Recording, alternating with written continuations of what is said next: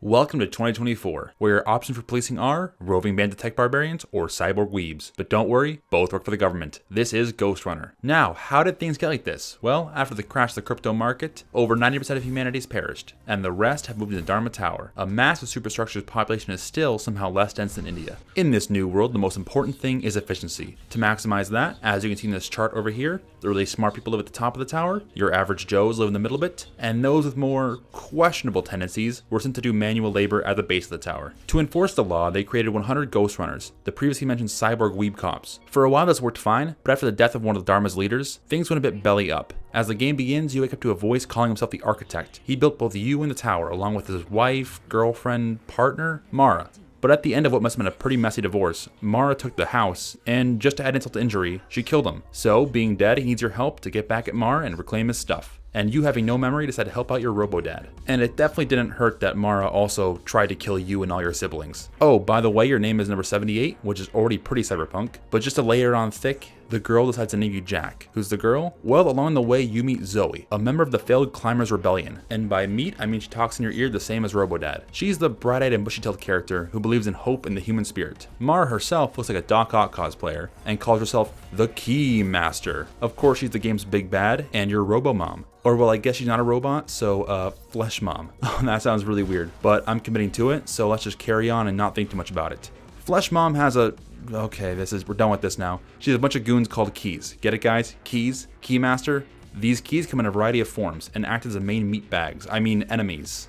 But while we're on the topic of meat, Ghostrunner comes from the Super Meat Boy school of trial and error. You die in one hit, so you'll be restarting a lot. But they get you back into the action right away. And even if you do die a bunch, killing guys is satisfying, so each attempt doesn't feel like a total loss. Unless, of course, you're like me and you die a bunch before killing a single enemy. Well, the kills are pretty gory, so even in the haze of combat, you can tell they die with a noise. You're not the only glass cannon though, as all the enemies also die in one hit. Speaking of enemies, as you advance through the game, in true video game fashion, you start to run into more elite enemies. And it turns out the future holds more dangers than guy with gun. Like guy with bigger gun, guy with gun and shield. Nothing personal, kid. A Metal Gear from Metal Gear. And NBA All-Star LeBron James, to name a few. Both in the battle arenas and just general traversal use parkour. It's really fun and fluid. Running along walls, sliding down debris, grapple hooking, or as culture people call it, Spider-Manning. One of the core mechanics besides jumping around and cutting dudes is reflecting bullets. You have to time a swing to hit the bullet back at the enemy, and you're also required to aim, which makes it very enjoyable to land a hit. It means you can use one enemy's bullet against another. Now that we've gone to some of the fun parts, you like this? See, we're having a lot of fun, but now you're just watching paint dry. I was worried things might be getting a bit too intense for you. Oh, and while you're at it, here's a puzzle. And that right there, my friends, was an accurate reenactment of how it feels to play through the Cyber Void. It really is a game's weakest point. Nothing but easy time-wasting puzzles and overlong tutorials and exposition. Basically just pads the game out. But for your agony, you get new abilities and upgrades.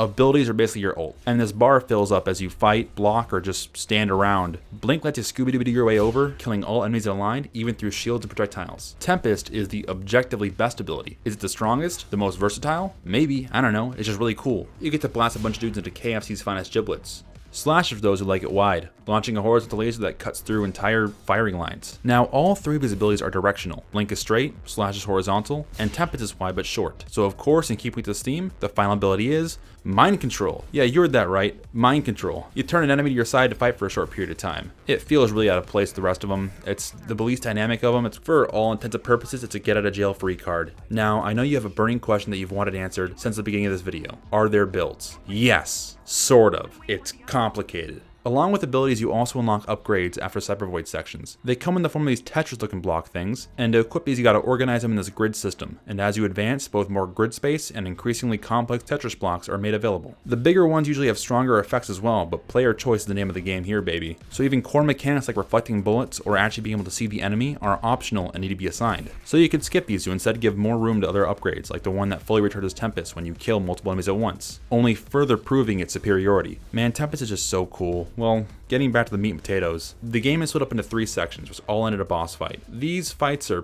pretty meh. The first boss is this big laser tower thing, and compared to the others it's alright. The second fight versus Femjack is a series of parries, at least the fight itself is short, but the fight with Mar at the end is a definition of tedium. Anytime you die you have to go through the same scripted attacks over and over again. It's not dynamic or fun, and it just feels like time wasting. One thing I haven't mentioned yet is the art style, which of course is cyberpunk. And while I don't usually jive with Cyberpunk, I'm more of a 13th century Gothic architecture kind of guy, but that's besides the point. Despite my lack of appreciation of the style, Dharma Tower is fantastically designed and really well varied. Massive rooms with surprising amount of detail, and of course filled with Death Star pits. As far as how this design actually affects gameplay, you fight these guys in little combat arenas. The environment and geometry all feel unique. This prevents things from getting stale as you chop your way up Dharma Tower. Throughout Dharma Tower, you find these little glowy question marks that can have cool stuff like new swords, but more than likely it'll be actual garbage. Broken laptops, old bottles of scotch, half-eaten hamburgers. Okay, there's no hamburgers, but you get my point. It's just actual garbage. Speaking of points, after you kill Mar, the game isn't quite over yet, because what story is complete without a betrayal? Your Robo-Dad, the architect, who's been with you the entire game. Your Robo-Dad's been pretty fishy the entire game, but now that you finished off Mar, he's had enough of your rebellious teenage phase and deactivates you, taking control of the tower for himself. This leads into the true final boss, which happens to be the longest Cyber Void section in the game. The entire thing is so annoying and frustrating, it's enough to make me want to turn off the game in the final stretch, but you gotta push through, cause there's light at the end of the tunnel. After getting an advance in your inheritance, the game ends, except it's only just begun. With the latest DLC, they added in a free update for hardcore mode. This isn't no Minecraft one life, one death kind of thing. You start the game fresh with all your abilities, so kind of like a new game plus. The big difference is though, that enemies and geometry has been changed around. So now elite enemies show up from the very beginning of the game in incredibly challenging layouts. It's brutal and unforgiving, but it's got that, dare I say, Dark Souls quality to it, where it's devastating but fair.